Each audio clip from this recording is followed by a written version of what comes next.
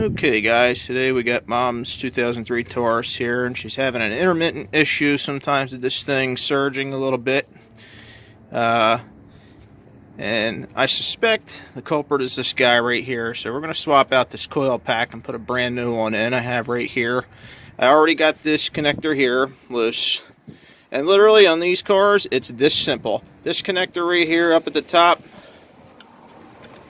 Mark your plug wires if you're an amateur. If you're like me, I'm just going to tuck them right up out of the way since I know the firing order in this car.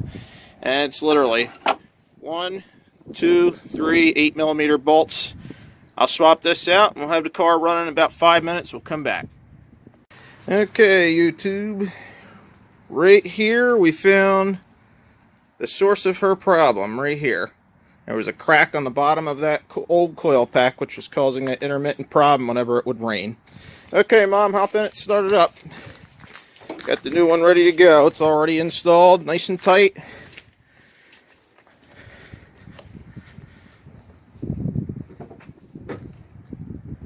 Alright, here we go.